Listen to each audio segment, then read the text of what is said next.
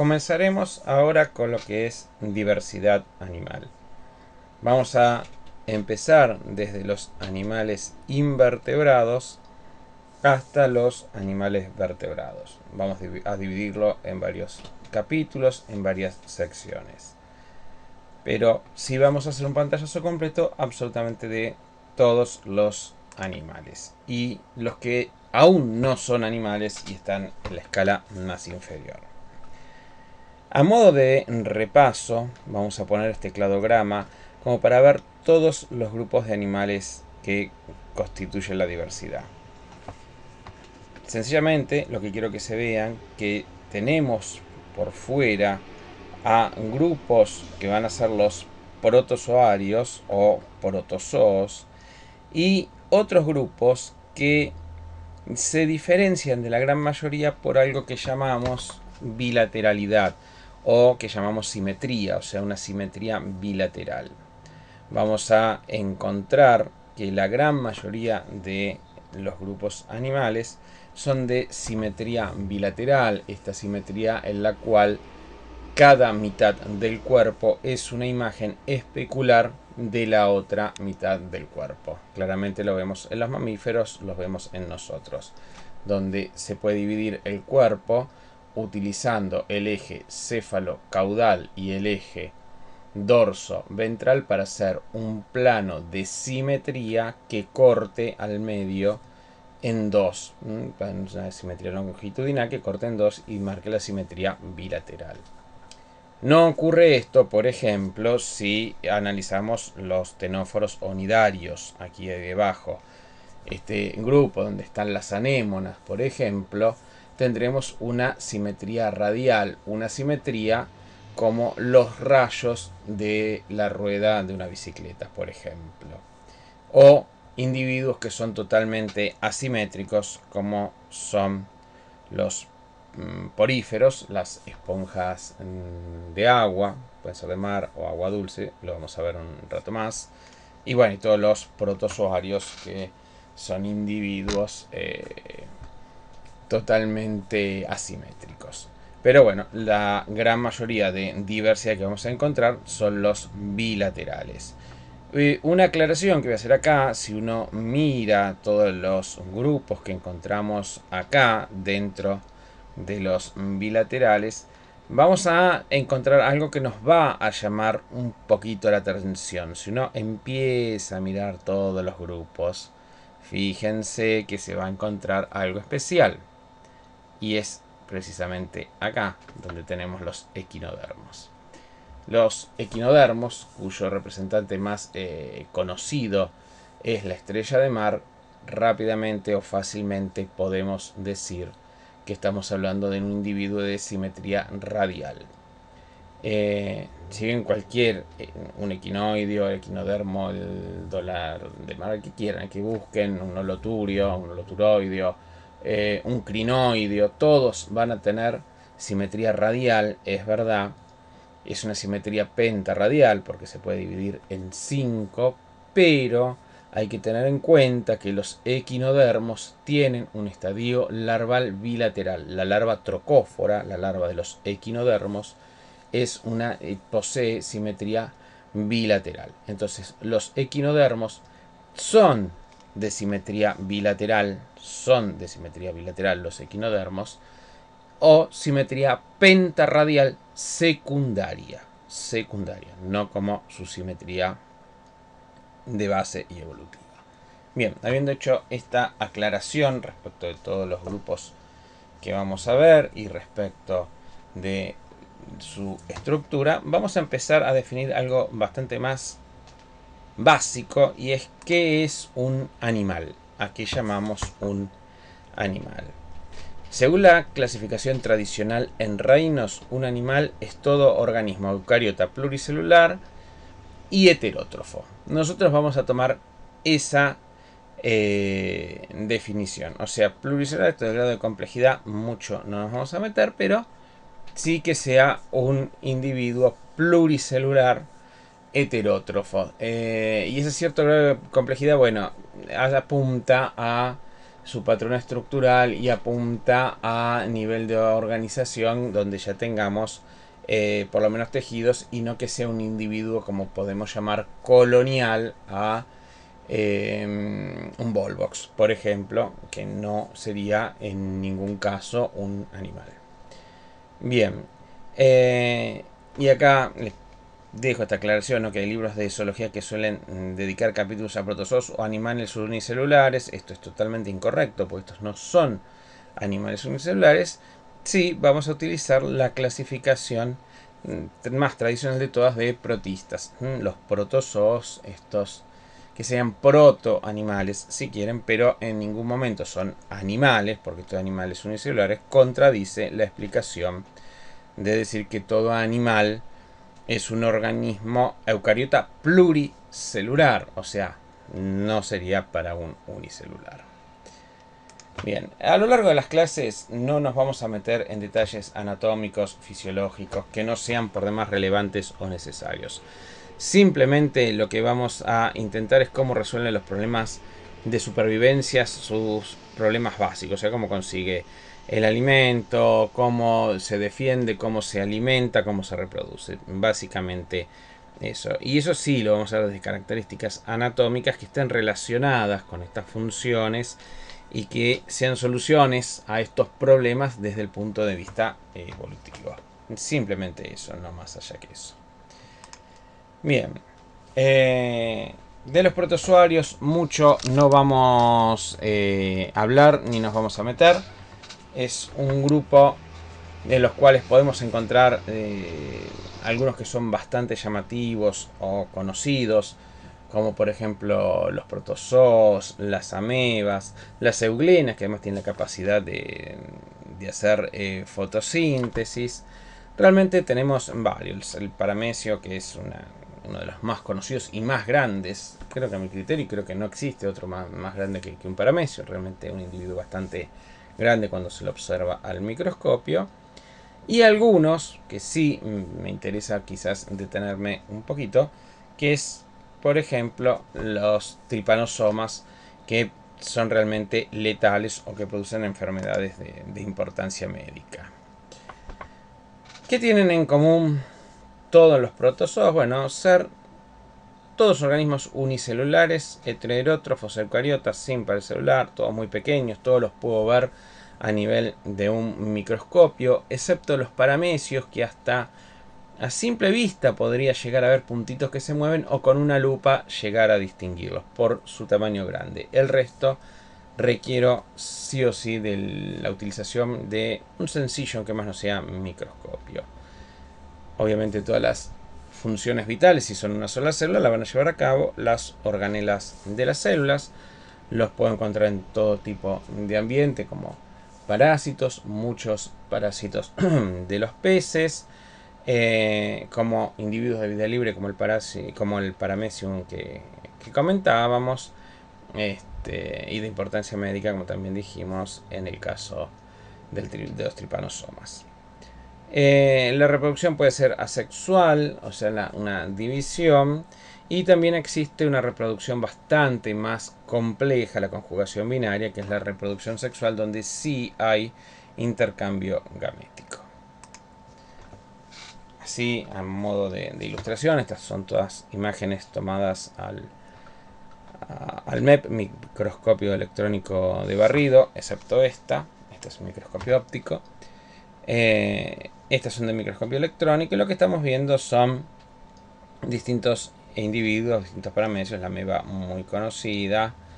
Este es muy parecido a lo que sería un paramecio. Y bueno, el Volvos, que es una comunidad. Simplemente verlos así a nivel general, como para tener una idea. Algunos tienen unas estructuras a modo de esqueleto, como es el caso de los radiolarios y demás, que pueden estar los foraminíferos formados por exoesqueleto calcáreo de quitina, silicio, etc. Y respecto de la reproducción, como dijimos, se puede dividir la célula. Te haces una fisión transversal, en el caso de un paramecio, se divide todas el núcleo, se divide el citoplasma, se divide en dos y terminamos teniendo dos paramecios más chiquititos. Y la otra, que es bastante más compleja y que realmente no tendría demasiado interés o importancia para esta etapa, por el grado de complejidad que tiene, que es la reproducción sexual o conjugación, pero conjugación binaria, pero no lo vamos a hacer. Como son células, todos los individuos, todos los protozoos deben alimentarse por el proceso de fagocitosis, el proceso que utilizan todas las células para la alimentación. Esto es un stentor fagocitando a un paramecio, dos protozoos realmente grandes.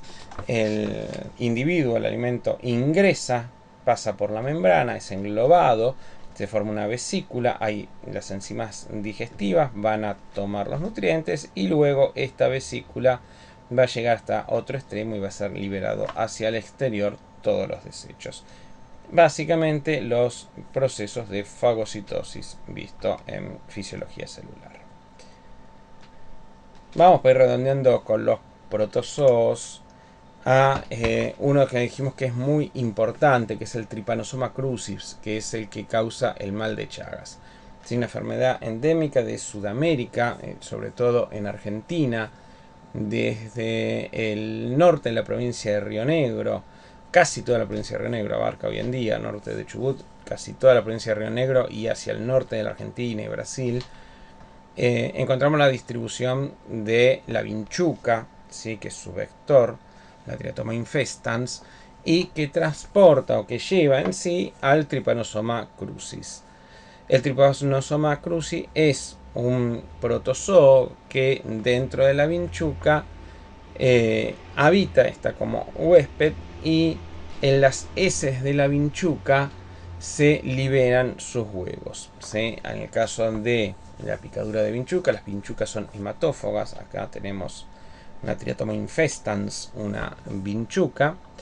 La vinchuca se alimenta de sangre, detecta de hábitos nocturnos, detecta el infrarrojo, o sea, detecta el calor, los cuerpos calientes, se deja caer sobre el cuerpo caliente, pincha, pica con su aparato bucal picador suctor, hace una incisión, la saliva actúa como anticoagulante y anestésico en cierta forma, se alimenta de sangre y mientras que se está alimentando está defecando.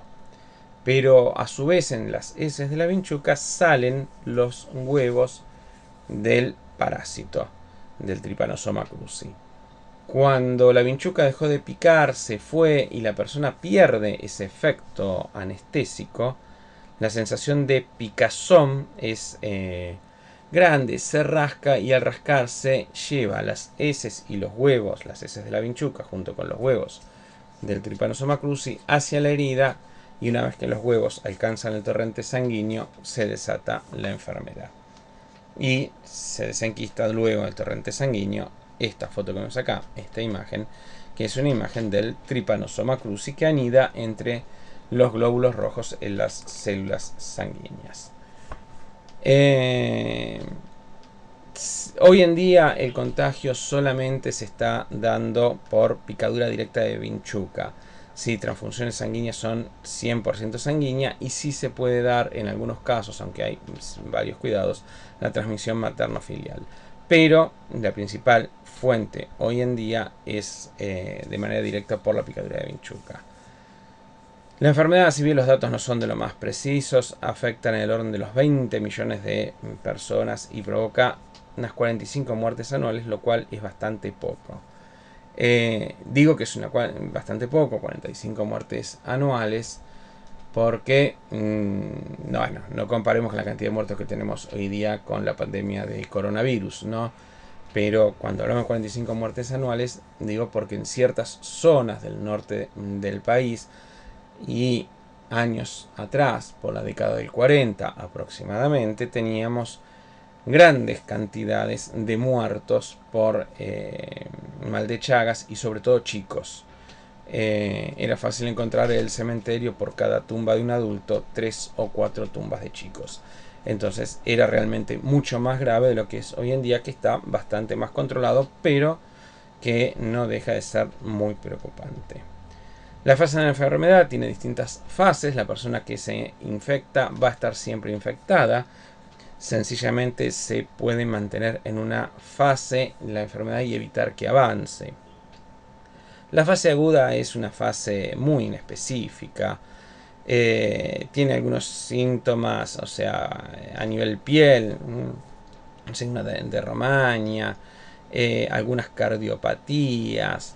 No es realmente preciso o fácil detectar que una persona esté infectada con el mal de Chagas.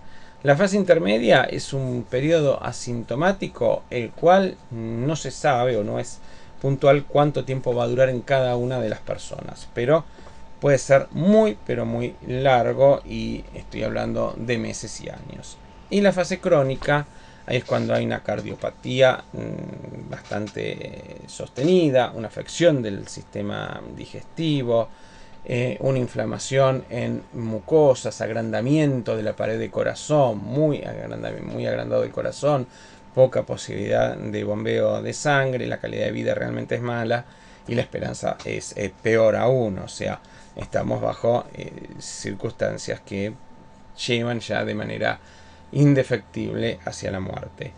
El mal de Chagas es hoy en día tratado y no llega a ser, bajo tratamiento, una causa de muerte. Se puede sí convivir con esa enfermedad, y hay exámenes que de hecho se usan en todos los exámenes prelaborales, el cual tiende a buscar en las personas si están o no infectadas, pues la persona puede estar infectada y tener la fase intermedia con el periodo asintomático o algún tipo de síntoma mínimo que no reviste ni preocupación para quien lo padece. Entonces, en estos dos casos no se estaría manifestando de forma explícita. Este es otro tipo de tripanosoma que causa la enfermedad del sueño, pero lo interesante y lo que me gusta es ver, ¿sí?, los tripanosomas ahí alrededor de los glóbulos rojos, formando nidos y estando llenos, al ser llenos, llenando los espacios entre los glóbulos rojos, entre las células sanguíneas. Bueno, esto es también lo que hace la Triatoma infestans, el tripanosoma cruzi, perdón, transmitido por Triatoma infestans, por la vinchuca, es lo que hace también el Trypanosoma crucis, anidar entre las células. Bien, quería dedicar este capítulo ya que es una enfermedad que realmente preocupa bastante a la República Argentina, Brasil y muchos países de Sudamérica. Vamos a pasar a el siguiente grupo, que es el de los poríferos, las esponjas. Las esponjas, que suelen ser, acá estamos viendo todas de mar, todas las que vemos acá, estas esponjas marinas, y que hay de agua dulce algún grupo que es minoritario, es la menor proporción. Las esponjas marinas o esponjas naturales no las confundamos con la esponja natural o esponja de baño que se vende en muchas farmacias, porque esas esponjas son esponjas vegetales, son el fruto de una planta, de una cucurbitácea emparentada con el pepino, el zapallo, el melón, la sandía, ¿sí? Es una cucurbitácea, el que da la esponja vegetal o esponja también llamada natural, que se vende en farmacias y que si uno la ve va a encontrar como unas semillitas negras muy parecidas a las semillas de sandía, y es las semillas de la planta porque la esponja es el fruto. Y si la planta esas semillas, si uno planta esas semillas en primavera, obtendrá una planta de esponjas, que le dará miles de esponjas, pero que necesita un gran espacio para la gran enredadera que se forma. Bien, volvamos a lo que nos interesa, que son las esponjas, el filum porífero, que son estas esponjas, en su mayoría marina y en un mínimo porcentaje de agua dulce. Son todas pluricelulares, no tienen tejidos, o sea, son solamente células, y todas sus células son totipotentes. De acá ya estamos pudiendo deducir que cada una de las células puede generar un individuo nuevo. Todos los individuos son asimétricos. Esto de simetría radial se da en un solo grupo, pero todos los individuos podemos tomar como que el 100% de los individuos son asimétricos, o sea, no tienen simetría alguna. Todas son acuáticas, como dijimos antes, la gran mayoría marinas. Los adultos son sésiles y suspensivos. ¿Qué significa sésiles? Fijos, se fija en un sustrato. Cuando un individuo es sésil, es que está fijado, aferrado a un sustrato, y Suspensívoro porque está buscando la materia que está en suspensión, que pasa por ella para poder alimentarse. Son filtradoras, pero están fijas, no se pueden desplazar. Esto significa que un individuo sea sésil. Una anémona también lo es, por ejemplo, y lo vamos a ver más adelante. Suspensívoro lo dijimos, que bueno, se alimentan por filtración, y sus larvas son móviles, porque si no, claro, sería muy complejo la dispersión desde el punto de vista de reproducción sexual. Entonces, la larva es una larva ciliada móvil. La pared del cuerpo está formada por 3 capas de célula, y atención con esto, por 3 capas de células y no por 3 capas de tejidos. 3 capas de célula que no tiene mucha importancia saber que son cuanodermo, mesohilo y pinacodermo. Pero sí que son 3 capas de células y no tejidos. La digestión obviamente es intracelular, ya que si todas las células son totipotentes, si está formada por células y no forma tejidos, cada una de sus células deberá alimentarse.